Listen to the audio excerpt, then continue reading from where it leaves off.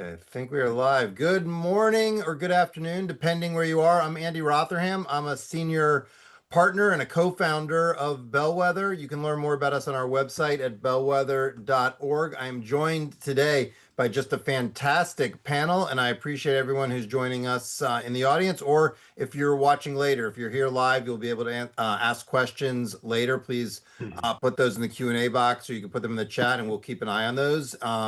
And if you're watching later, that's the one thing you won't be able to do. This is the start of a series of several webinars about the education sector in New Orleans, how things have changed since Hurricane Katrina, which was the 20th anniversary is upon us. And today's conversation is going to be about where we started, what was going on in the city pre-storm, and then some of the work immediately post-storm and bringing us up to kind of where we are today. The subsequent panels will go deeper on charters, they'll go deeper on pathways and those questions. And I'm especially excited about this panel for a couple of reasons. I've long been bothered by the extent to which the conversation about New Orleans is often driven by people who don't have history in the city, haven't worked there, weren't there, and it's based on sort of various national political priorities rather than the actual experience of what happened there. And then second, it's often on all sides kind of divorced from the facts. And so I'm excited about this panel because we're going to start with a fact base from Doug Harris, who is at Tulane, has done set up a research center there and has done just tremendous work evaluating various aspects of what's happened there. And then we're going to hear from three leaders in the city and nationally. So we have Senator Mary Landrieu, who was in the Senate at the time and led work to help the city recover. Jamar McKneely, who was an educator there and runs a charter school network, and Alexina Medley, who is just a legendary educator there, is now the Emerita chairperson of a charter high school there. We're going to hear from what it was actually like. But Doug, we're going to start with you. I know you've got some slides.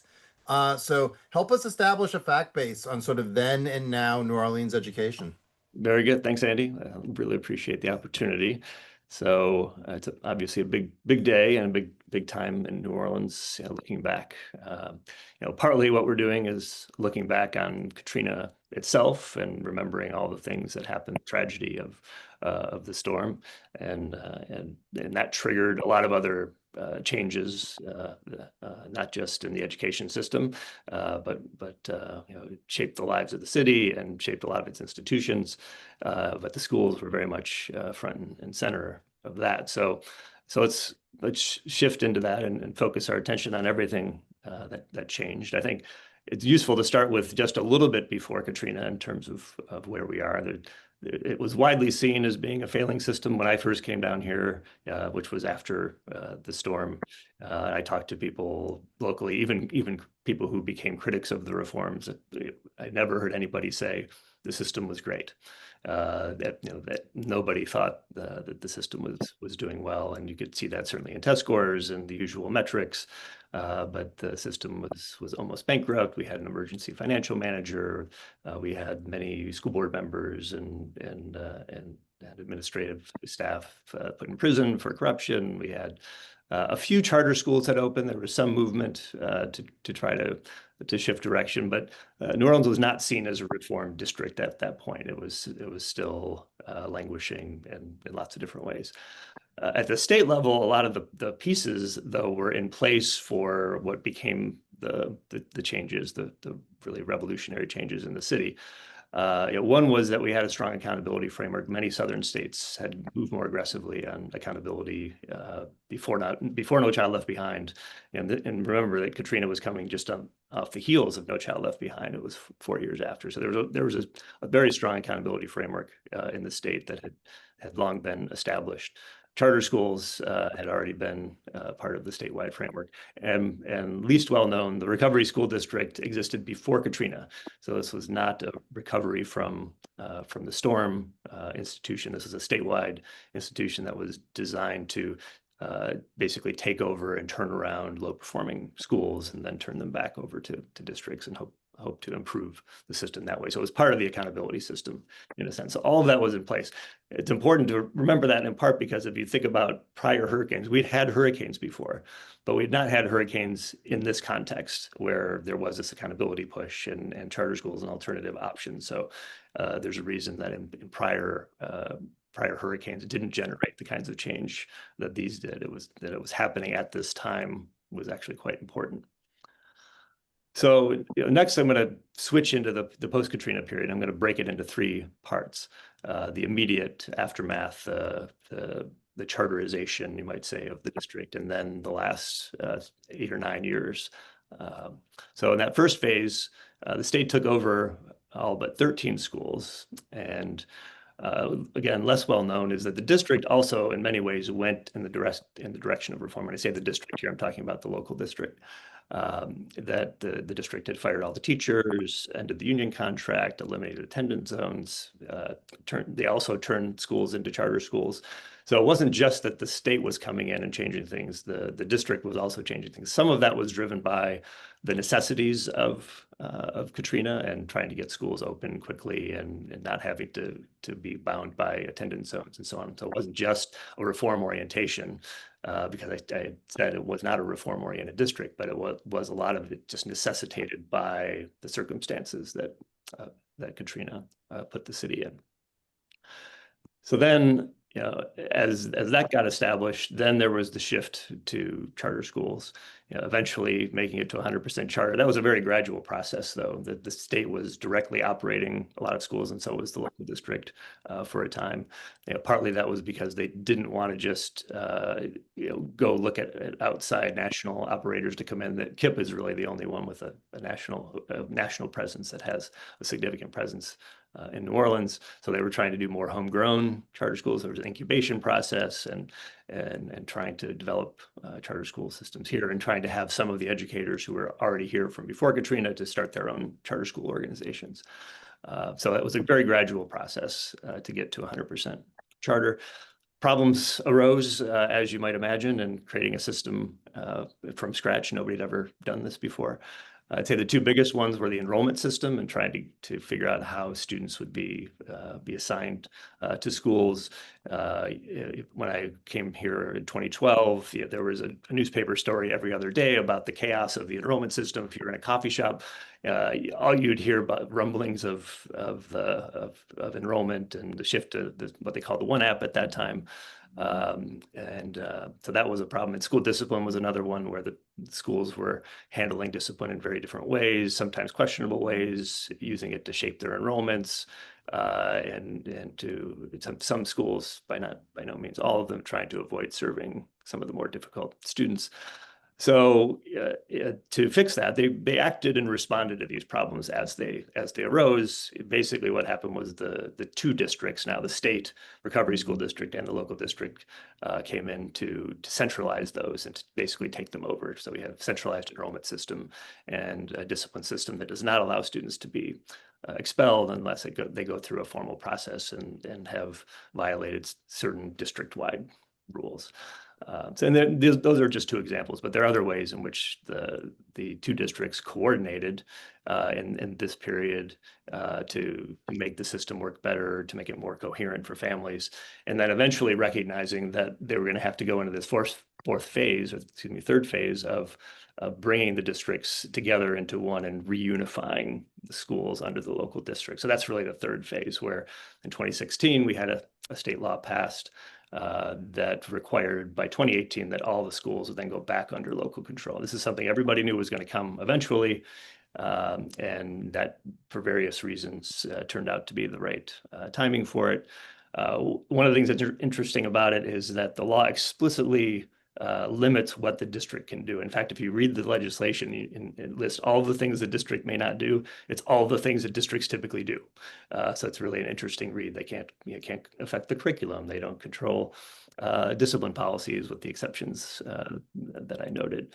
And you could go on and on of all the things that the district may not do anymore. So this was meant to be a school autonomy focused system and to continue in that direction. That was what the early phases were doing. They were trying to cement that in place but within a locally elected board district governance situation. So that's the three phases in a nutshell about what it was. So we can also think about this in terms of principles. I wouldn't say that these were guiding principles necessarily. It wasn't that at the beginning everybody was saying, okay, these are the four guiding lights of the reform, and this is how we're going to design the system. I'd say these are principles that to some degree got glommed onto or organized after the fact. But clearly there are some themes here for those who have studied charter schools and other kinds of school reform. School autonomy being one of them, that schools are the employers of teachers and have substantial control over what they do there, but subject to some rules and regulations and coordination, like the enrollment system and discipline that I mentioned earlier. And strict accountability from the district. So this is one of the defining features really of the system, is that we actually shut down low-performing schools. So I'll talk more about that in a minute. Finally, school choice was another key element of this. So more autonomy for schools, more choice for families, but within an organizing framework where the district still has governing responsibilities to make sure that the system as a whole works well. All right, so I want to also make a couple comments about why this conversation is important, why New Orleans is important, why I wrote a whole book about this.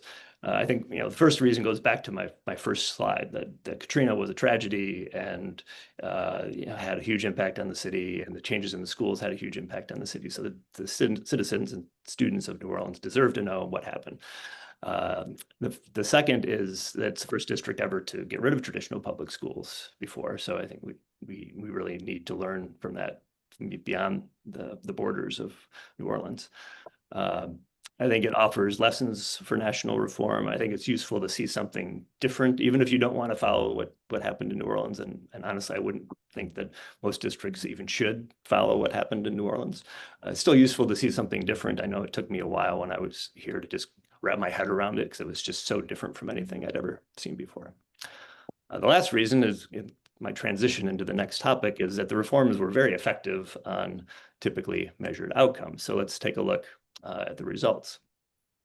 So this is a figure that I'm going to show you a series of these. So I'm going to focus on college entry rates. There are 68 school districts in in Louisiana. New Orleans is one of them, and I'm going to treat New Orleans as a parish. All of the schools as one school district. So there are 68. Before Katrina in 2005, we were 60th. That's what the blue dot is in the state. And then you can see how we moved across time and how we improved our ranking. And now we're up to 6th, right? From 60th to 6th. We leapfrogged almost the entire state on college entry rates. Now, we didn't do that well on all the measures. So we look at high school graduation rates. There was some improvement and actually even a little bit of reversion more recently. However, this masks the fact that there was a huge increase in statewide high school graduation rates. So New Orleans, in simple terms, New Orleans high school graduation rates also increased quite a bit, but more than 10 percentage points. Actually almost 20 percentage points, I think, during this period of time. But everybody else was improving too. So the ranking of the district didn't change very much because the whole state and actually the whole country was seeing increased high school graduation rates. So some improvement here, but not as much as in the others relative to other districts. Test scores, a somewhat similar story. So we're 67th out of 68 before Katrina. Shot up to 40th in the state, and then a little bit of reversion after. One of the reasons for the reversion is the fact that Louisiana itself has been doing relatively well, especially with the COVID response, or this Louisiana or southern surge, as some people are calling it. So New Orleans has fallen back a little bit since then, but still considerably above where we were. So this is substantial improvement. I could show you other outcomes, ACT scores. I could break the test scores out in different ways. We've looked at crime rates. We've looked at so many different outcomes. And I think what's important to understand here is the size of the improvement, the fact that it has been sustained over a long period of time. And the thing that's not shown here is that it applied to essentially all students. So if you look at any student group, everybody improved by a lot. So I'd say that's really remarkable. We rarely see improvement that's as large, as sustained, or as broad as New Orleans. Why did it work? We've looked at different explanations, school choice, autonomy. Can you pin it down to one thing? The one thing that definitely seems to play the clearest role, and I signaled earlier, was the accountability system. So we've now closed or taken over more than 50 schools, and New Orleans only has about 75 schools right now. So we've closed a lot of them. A lot of the ones that were initially opened didn't make it, and the state initially and now the local district has been relentless in closing low-performing schools and trying to find other more successful operators and letting the existing CMOs take over schools, the ones that have succeeded, letting them take over more schools. So the other things mattered some, but the accountability system was clearly the main driving force.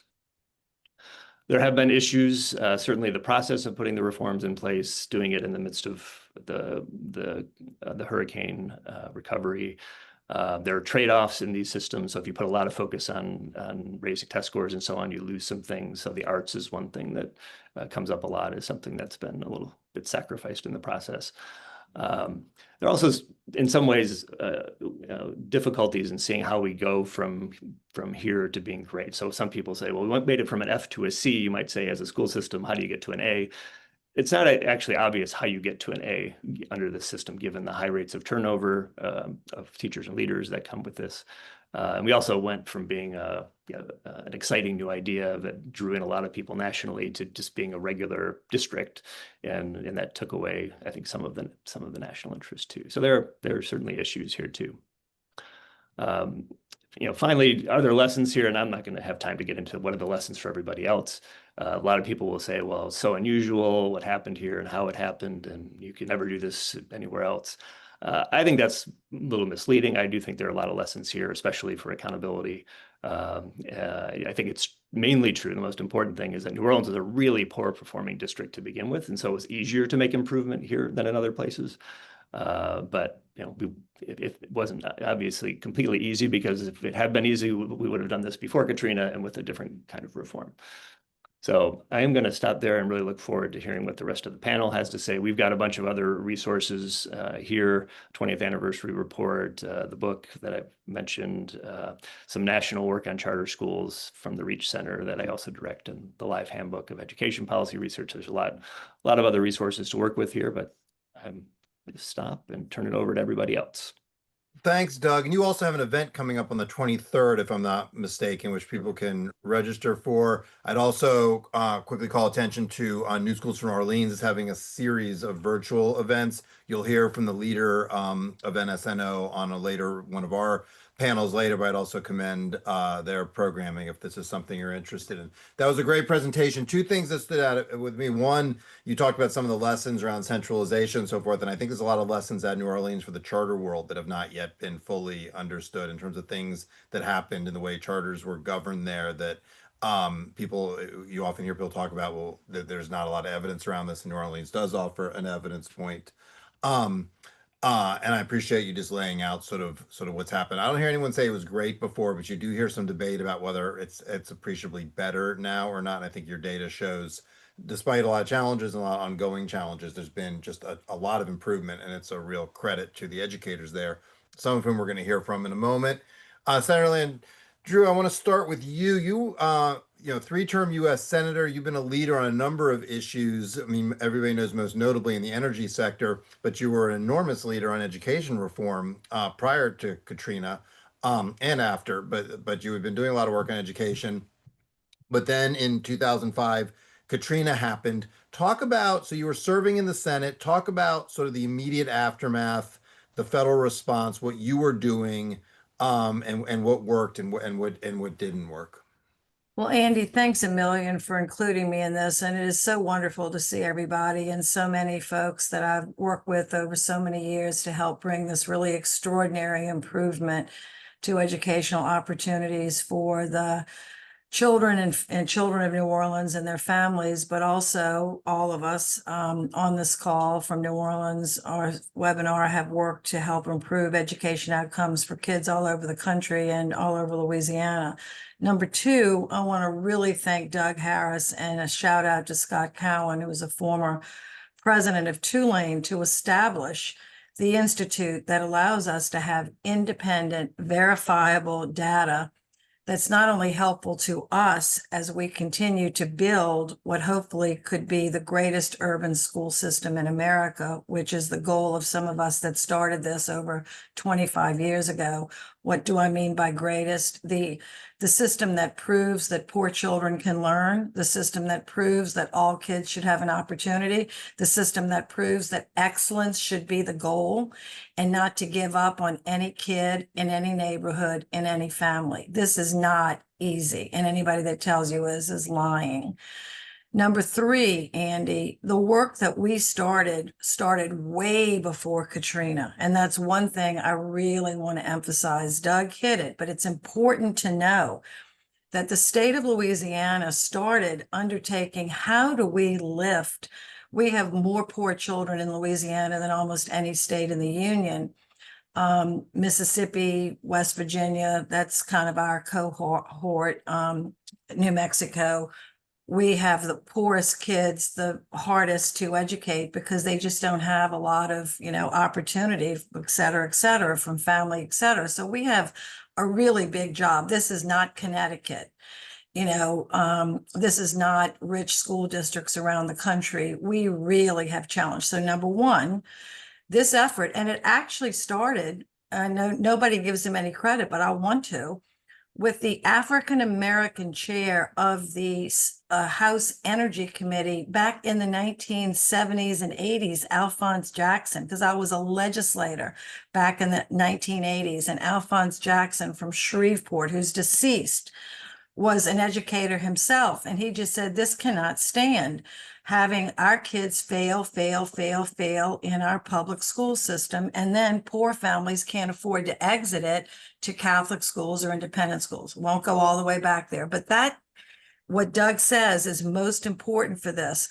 The accountability system put in place by the state of Louisiana was put in well before Katrina. And it was put in by Republican and Democratic governors and led by a bipartisan group of which I was a part of as a Democrat, but we had Republicans and Democrats. So when Katrina hit, to answer your question, just like Doug said, the state had 20 years of sort of experience with, what do we do? How do we improve, teacher performance? How do we cut down on absenteeism? How do we help parents, be stronger teachers at home? What do we have to do to get, do we do tests? How do we, get our kids and basically be, performance oriented and result oriented, not just pouring more money into a system that failed and failed and failed. Then Bill Clinton comes in as president and decides we're going to stop the federal government, and did, from just sending boatloads of money down from the federal government to the states, no matter what the results. So Louisiana had sort of bought into that, that sort of opportunity. So the final thing here is, so when Katrina hit, I had been studying for years the charter school movement and was pretty impressed with its outcomes all over the country, Colorado, Minnesota, et cetera. You all have led on that. And it wasn't an experiment. I mean, it was an experiment 40 years ago, but by the time Katrina hit, it was pretty proven that autonomy, independence, focus on kids, not on the system, focus on kids, not on the bureaucracy, make sure your money's being spent on kids, make sure your money's being spent on, actually what's going on in the classroom, not on all the stuff about the, bureaucracy of the system. So I was just convinced that there would be no way to really lift our system up if we didn't do some sort of dramatic change. So along with Governor Blanco, who was the governor of Louisiana at the time, and with my leadership in the Senate, we just sort of made up our minds that when we rebuilt the system in New Orleans, we were going to do everything we could to build it all charter or majority of charter and give this opportunity a chance. So yes, the process was messy. It was painful. There were lots of reasons it was painful. It wasn't because we were trying to make it painful. We just, we're just bound and determined to rebuild something that actually had a chance to educate kids. We believe 20 years looking back, we were proven correct. Not that that's the point. The point is that more kids are going to college, more kids have higher graduation rates, more kids have economic opportunity, and doing that in one of the poorest cities in America is really pretty dramatic with not a lot of money. Andy, if we had more money, which we don't, we need to try to find it, we could have even done better. But I think we're doing this on $11,000 a year per kid. Meanwhile, private schools in Washington charge $40,000. And the district in DC is probably getting about 35 or 40,000 per public school kid, just to give you a, so what we're doing here, like Doug said, may not be as great as we could do better. But given how little money we have, how stressed the city is economically, we can really be proud of the advances I think we've made. And then we can think about ways to take it up to even a higher level. So I want to double click on one thing before we turn to Jamar and Alexina. You were talking about the collaboration, both pre and all the work that was happening in reform, but then during the immediate aftermath of Katrina. One thing you hear a lot is that this entire thing was sort of just from the outside, it was being done. I want to hear you speak to that. I mean, obviously you have incredibly deep roots. I don't want to embarrass you by pointing out you were born in Virginia, which is something we take. Do not embarrass me by that. Yes. But you have incredibly deep roots in the state and in the city. You and your family. So I want to hear this is something that comes up a lot. Talk about what was actually happening, what was going on with the administration. This was not driven by the outside. This was driven by inside the state reformers, Leslie, myself, Sarah Houston, Jamar was part of that. There were many educators and teachers, elected officials, going back to Alphonse Jackson, Buddy Romer, Bobby Jindal, Kathleen Blanco. Governors, legislators, Elizabeth Rack on the school board. She's deceased now, but she was talking about this when I was in my 30s. I'm now 70 years old. Elizabeth Rack was talking to me about this when I was in my 30s. Mary, what can we do to help lift our kids up? This was something that many of us were passionate about and just couldn't try. We kept trying all sorts of things. So, yes, were there outside people that came in, outside teachers? Thank God for Teach for America. Thank God for these young people that brought so much energy and enthusiasm. But they did not start this. They were sort of recruited to come. There were a group of us focused on this reform. And when our school system kept failing year after year after year in New Orleans, and it's not because the teachers were failing, it was the system that didn't allow excellence to blossom, in my view. Others might think about this. Didn't let the best teachers feel rewarded, didn't encourage, middle-class families of all races to stay in the school system. There was just a flood. Of course, there are lots of racial overtones to this. Brown versus Board of Education. 200,000 white people left the city and went and to live in St. Bernard and Jefferson. That was back in the 70s. So, we've been dealing with all kinds of challenges to our public school system for years. But the fact of the matter is we haven't given up. We've been looking for solutions. We found charters as a potential model. May not be the only model, but like Doug said, the most important thing is accountability.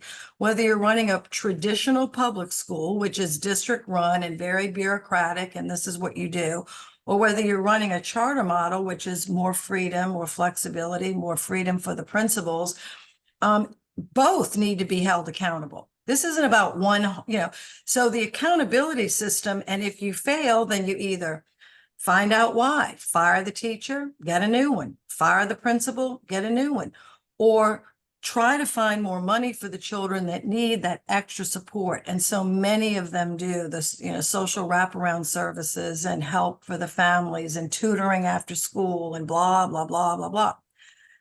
So, look, it's still an ongoing journey for the United States of America to answer the question, how do you lift poor children to excellence in the world?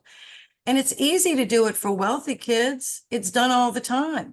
The challenge is, can you do it for poor kids and middle-class kids of all races? That's the question. New Orleans is answering it. We found some answers. We're proud of it. But we're open to more help, more support, more, ideas. Fantastic. Thanks. So I think it's a fantastic note to turn to you, Alexina, you were in the city in 2005. You're now the chair and principal emerita at Warren Eastern Charter High School, but you were then teaching in the city. So talk about what you were doing in your role when Katrina happened in 2005. Okay. Basically, I was not at the high school that after Katrina that I led. I was a middle school at down the street, a middle school principal.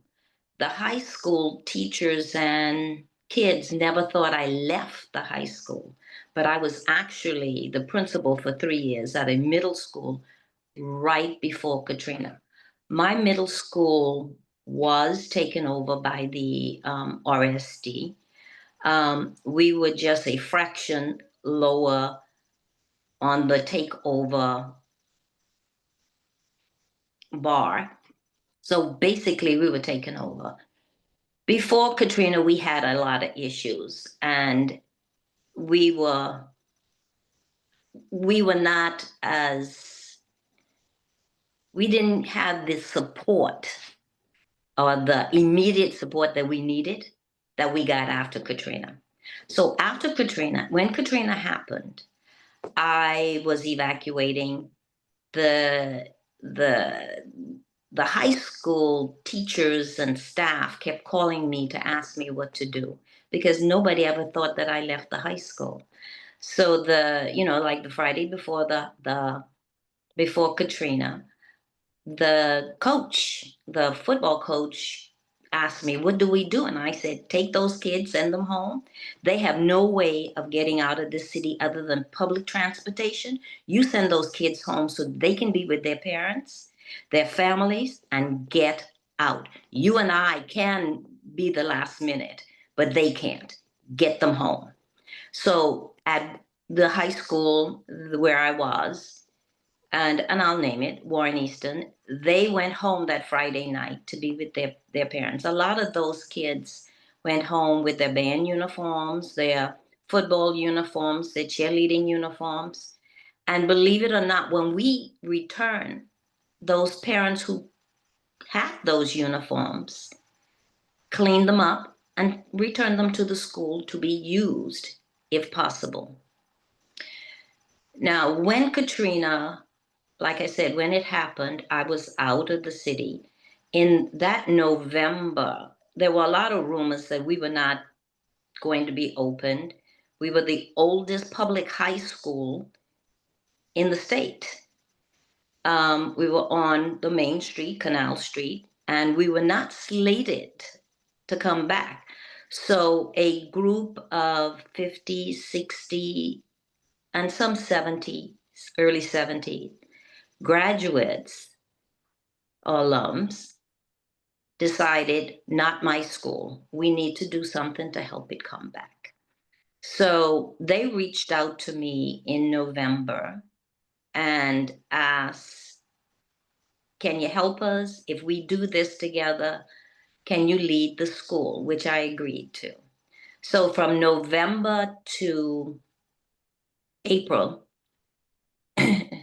when we received the authorization to become a charter, we wrote our charter. We communicated with other people, other charter leaders at that time, to make sure that we were following all rules, all regulations, and that we in turn, the charter leaders, got together. We became closer. We depended on each other.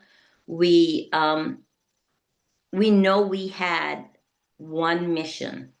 If the schools open, families would come back.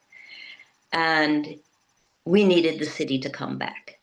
So that was one of the driving forces for us. And we needed not just a city to survive, our kids to come back, but our teachers needed someplace to come home to come to work so that they could rebuild. So from, like I said, November to about April, when we received the okay, we went forward with it. We didn't have any money, didn't know where the money was coming from, but we were doing it anyway because we knew it would come.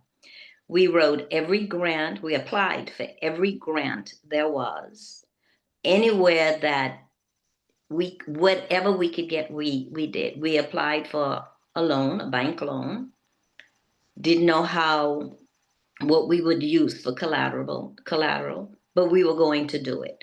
We knew, like I said before, if we build it, they will come. In April to when we opened, from April to when we opened, we had a classroom. We were offered a classroom at Ben Franklin High School by Carol Christian. And that's where we recruited our teachers. We enrolled our students.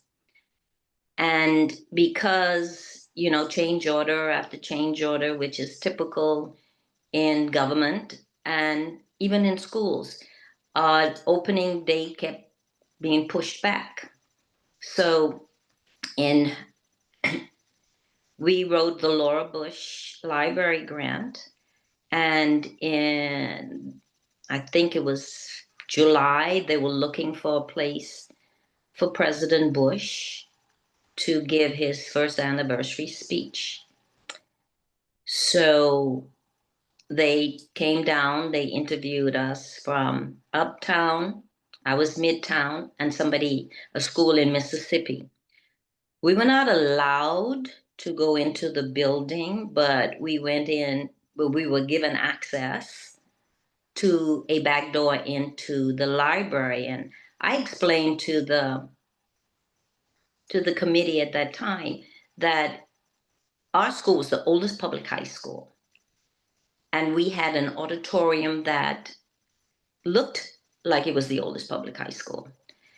And however, it was on the second floor, so it didn't get any water. And they could come in there. Didn't have any air condition. We didn't have any electricity. But so we went in, and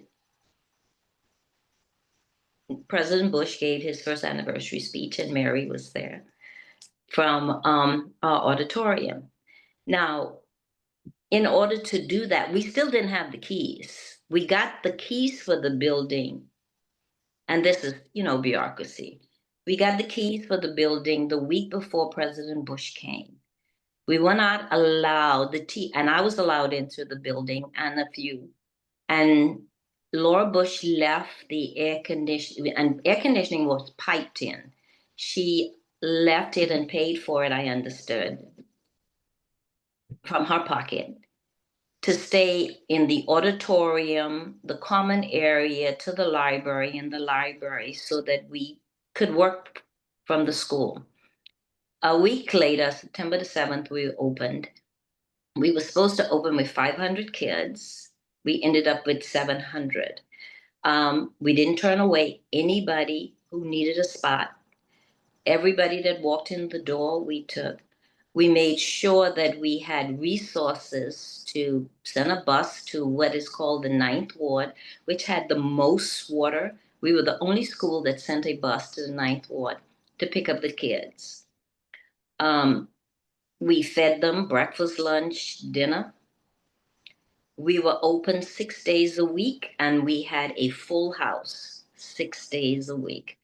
We didn't have school on Saturday, but they came to help us spruce up the neighborhood, spruce up the school, just second and third floor for the first year of school. But in doing that, we had autonomy with accountability. We made sure that everybody there, I made sure that we opened with a social worker and a nurse. Because if we don't take care of basic needs, we cannot educate a child. Food was trucked in, and we ate in the classrooms, in the hallway. And believe it or not, you know how they say kids would drop paper? Nobody did that. Everybody did what they were supposed to do, got to class on time, made sure that the school all the paper and all the trash was picked up. We didn't ask kids to do that. but you didn't have much because they took that as a responsibility because they wanted to be back. We had kids that had a kid that caught a bus at 5 o'clock in the morning from Baton Rouge so that she could graduate on time from her high school. We had parents sleeping in cars outside the school so the children can come in. We did what we had to do for children, for the city of New Orleans, because if the kids were not there, we could not succeed. If we had in our agreement that the teachers prior to the storm were given first choice to return before anybody else was hired. And me being the principal from the middle school, anyone who was secondary certified, I brought with them and wanted to come. They also came to the school to work. Teachers had a lot of input. We didn't have to get approval. I guess the buck stopped with me. We could change things. We did a whole lot of modification to suit the needs of the child or the group of children that we taught at that time. We came back with special ed because I was a special ed teacher, and that is my heart. We had programming for them. We made sure that whatever the needs were, we had it. RTA was next door. I made arrangements with RTA. And these are things that I didn't have to go out and seek approval. I can just go and say, look, I need X, Y, and Z. Can we do a trade? And we did a lot of trading. I made sure that everybody up and down Canal Street for two blocks up, 2 blocks down, knew that we were back, knew who the children were, looked out for the children, and if there was anything that the community needed, we were there. Mid-City Community still hold its meetings at the school. That was someplace that they needed, and we were there. We became integral with the community, although our kids, still came from all over the city. We made sure that the community in which we lived, they knew who our children were. And Andy, if I could just jump in here, I know Jamar has so many wonderful things to say, but I'm so touched by what you just heard. And I just want to say, when the books are written and monuments are built, a monument needs to be built to this amazing principle, but also to recognize the power of autonomy, the power of charter schools, the power that the system or the new idea, it's a new idea, gave to this leader who had the capacity and the ability to organize the way she did under most difficult of circumstances.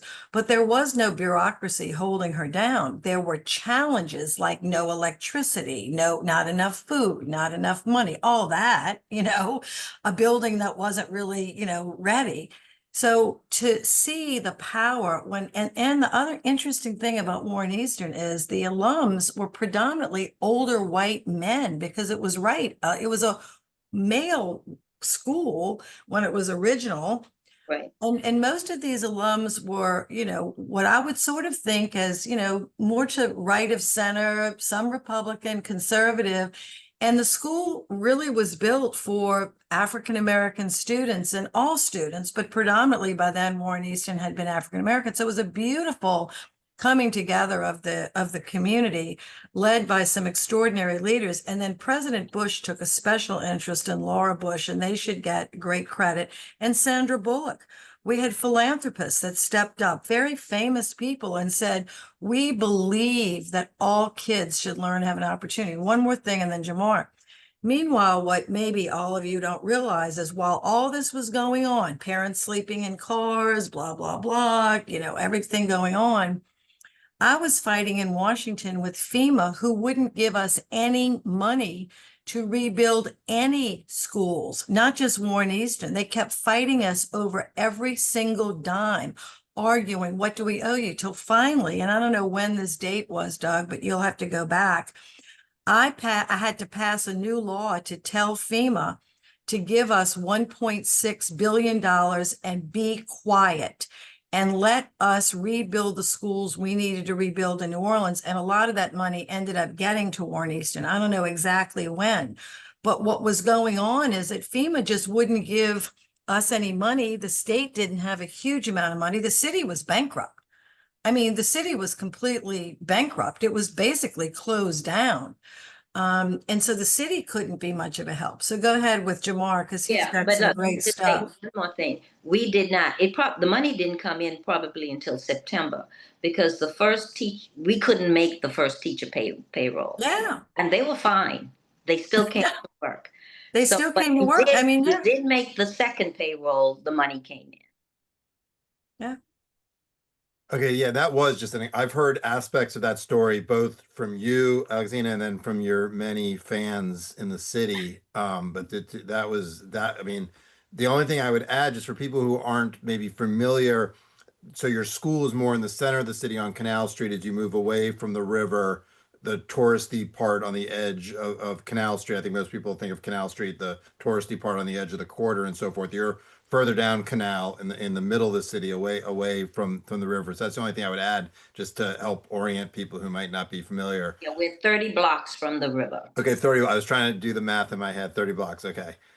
Jamar, you were also there. I mean, you take pride as you were an educator there, and you take pride in sticking around the work, and then obviously building Inspire NOLA, which I hope you'll tell us about Inspire NOLA, but also start us with what you were doing in 2005 and your experience. Now, hearing both reflections, and it definitely puts me back in that space as we approach the 20th anniversary of Katrina. Just like Medley, I can remember being at Edna Kerr High School.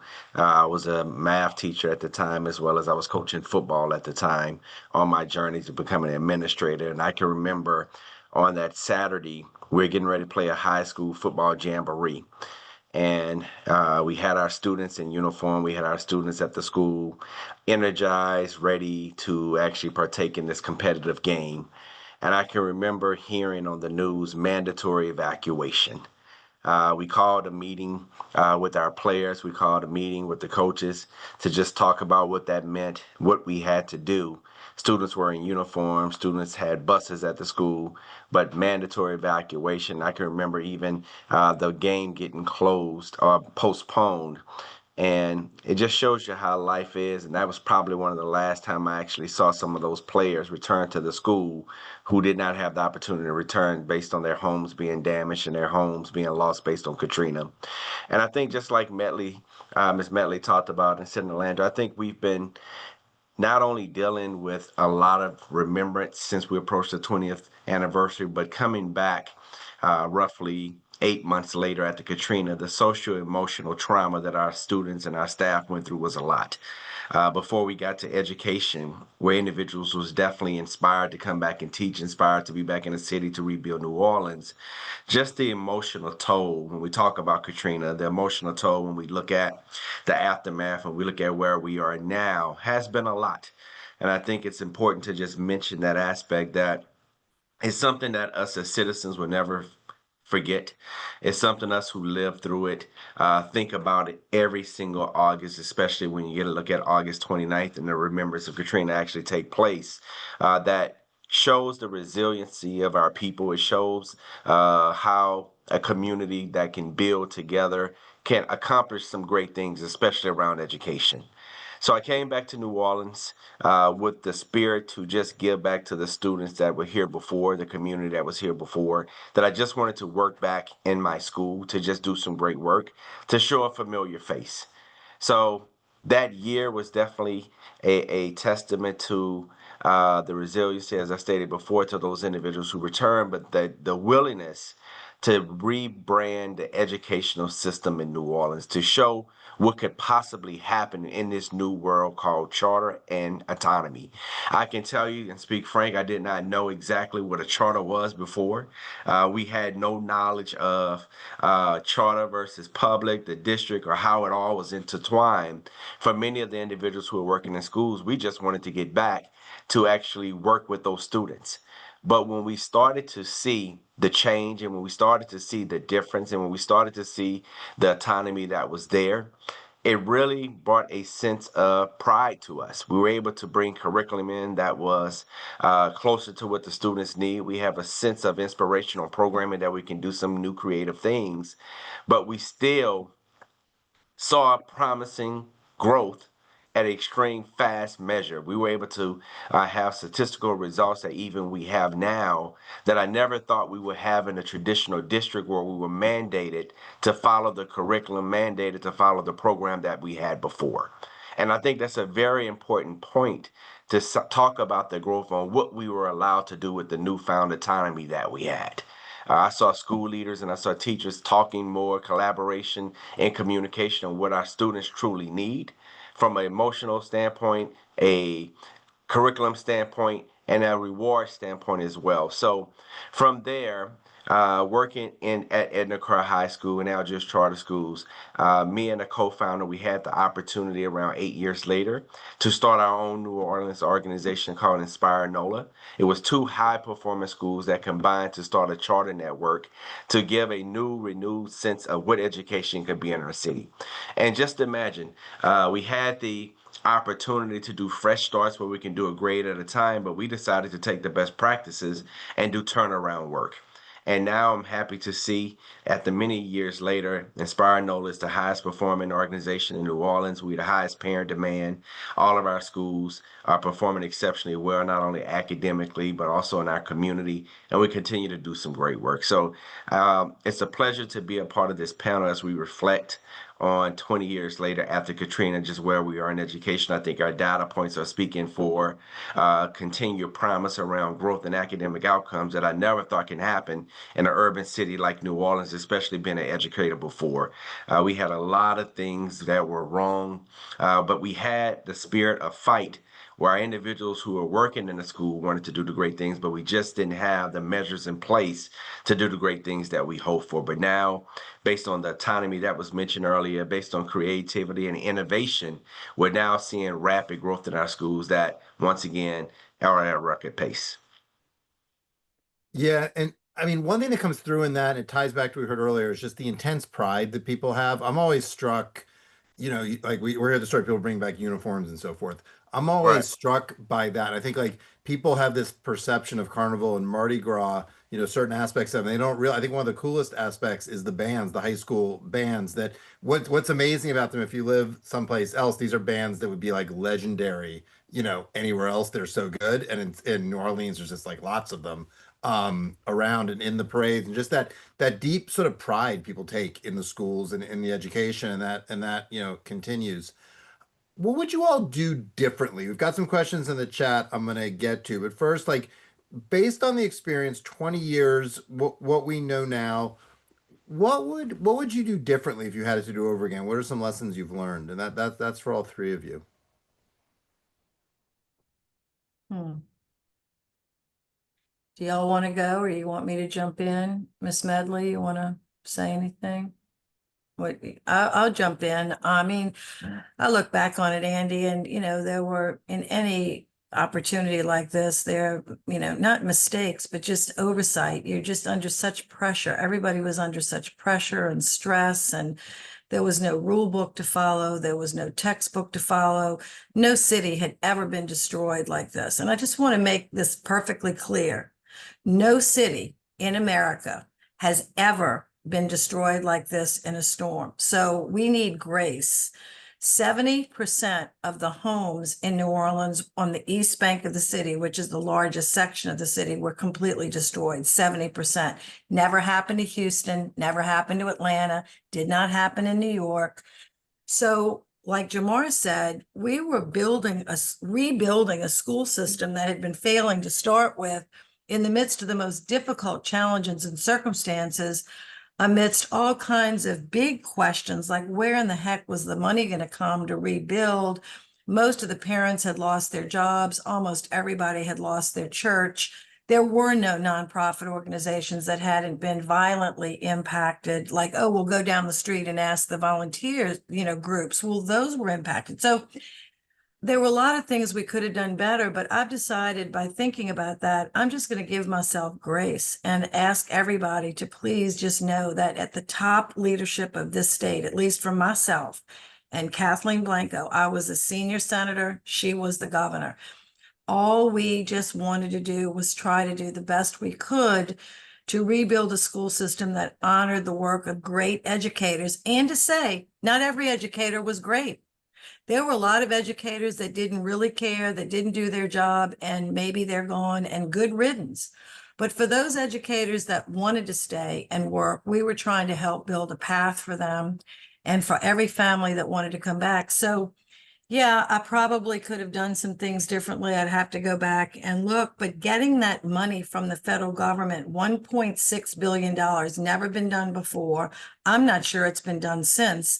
And then turning it over to the district, well, I say district, to the leadership that existed to figure out how much went to Warren Eastern, how much would Jamar get, how would we recruit, new people. Maybe we could have done some of that differently and better. What schools to rebuild first, which ones to repair? I mean, all of those were such immense questions. Jamar, maybe you could jump in and say anything maybe you would have done differently, but we tried to identify the talent we had here, bring in some new talent and help, meet the needs of the kids. I And think not just done differently, also just things that have become apparent in hindsight, with the benefit of time. Well, I think it's an excellent point of the grace that was needed during that time and where we are now, just to get the city back started around education. There are a lot of things happening throughout the city, and parents needed a place to send their schools, just like students, just like Medley said, on just how fast we had to open back schools and just what was needed because the district was just in such a bad situation. If I had to uplift one aspect, and I think we tried to do it as best as possible, but then just opening up schools as quickly as we needed to do, I would say it was hard when you were rebuilding and managing students coming from a lot of different places and community input from a lot of different places. Just the perspective on community involvement, I think, is something that if we had the time, if we had the understanding on where schools would be, on engaging those communities, on how to have the different school cultures come together or the match the community aspects together was important. But you have to understand, when we were opening such few schools, it was students coming from everywhere. So we were not really able to engage the different communities in a manner that probably would have been beneficial to bring those unique school cultures in at the beginning, that later on, when more schools open up in their communities, we were able to more intertwine what was important to them, how we engaged them, student activities, how we really embrace those communities right after Katrina. So we're doing it now, and we started doing it right after, but just at the beginning, to just open up schools, to get school open, to really be ready for students, that aspect was not on the forefront at that time. yeah, I agree with Jamar. It definitely wasn't. You know, I would say that we needed to, I would have done, maybe after a year or two, allow Easton to be refurbished more than it was, because we wanted to maximize or give the opportunity to the kids. Because prior to Katrina, Easton had 1,400 kids. And to come back with 700, but we only had second and third floor. I know that my board wanted to see it more rapidly, and I thought that maybe we should, thinking back, should have stepped back, moved somewhere else, and then come back to the site.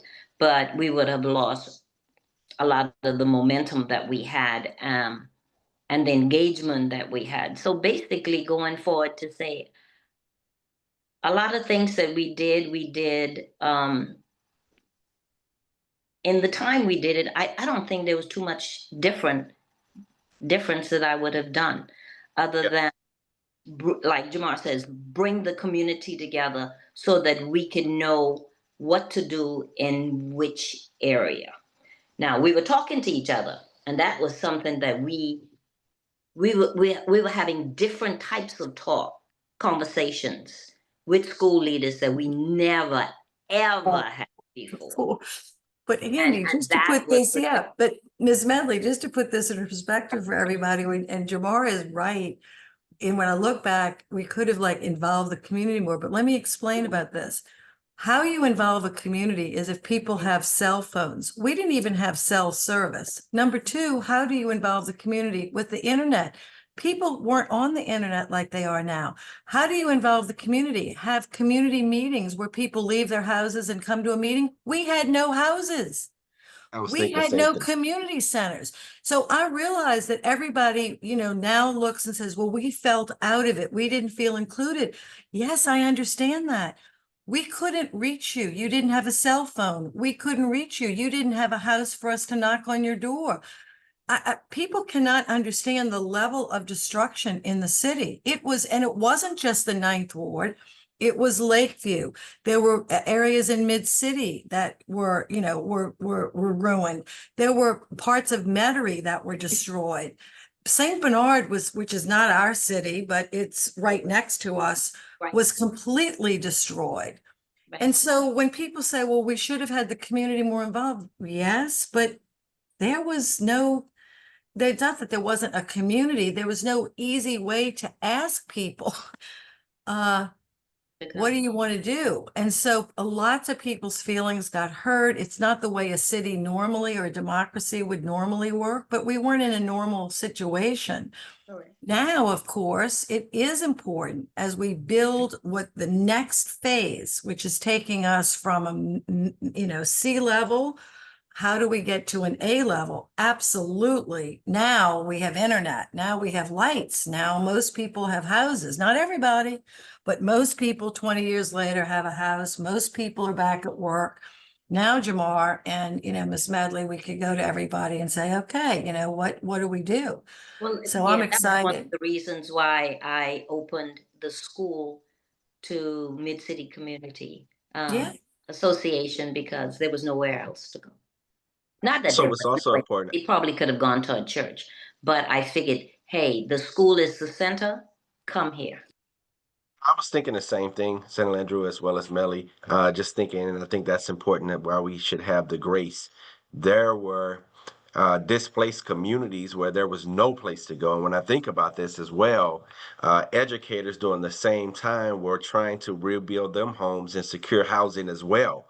So there were a lot of different factors that when I really think about what could have happened or what we're currently doing now, you did not have the opportunity to do it to the degree people would like to have it because the city was just in such a chaotic situation just to get things back. Just to get things open up a school, there were a lot of individuals who made sacrifices on their own living arrangements because they were at that school every single day. So we were not able to get the contractors, not able to even see the rebuilding of the homes. Individuals were driving from Baton Rouge. Myself was driving from Baton Rouge to come back to New Orleans because just housing situations and engagement type of activities, we did not have those places to actually take place or have those places that we could go to actually do that. Right. Yeah. It was something. It was something. I think that's actually a note to leave it on. We're up against time. There's a few questions in the chat about data. I'd urge people just to reach out if you have some specific questions about slices on the data. I think what you all have done, I think 20 years, can become, and sort of the nationalization of some of this, easy to forget the challenges, the catastrophic challenges on the ground that you all were dealing with and what it was like in the city in the aftermath, and then what you all have built, not just in education, but more generally. But we're here today to talk about education and just how remarkable it is and what a credit it is to you all and everyone else who just rolled up their sleeves and just powered through it. So I think that's a good place to leave it. And it's a difficult time, and I'm very grateful for you all for being willing to revisit it and set a baseline as people think about 20 years and where we are, to set a baseline for some really important context. So thank you all just very much. Doug, thank you for the fact base at the top. Very grateful for you all for sharing, and thank you for everyone who joined us. And again, specific data questions, you can follow up the panelists, and they will be happy to. And if you can't, for any reason, find them, we'll put you in touch. Thank you, everybody, for joining, and those of you who are watching later. Thank you. Thanks, Andy. Thank you. Thank you, Andy. Thank you, Bellwether.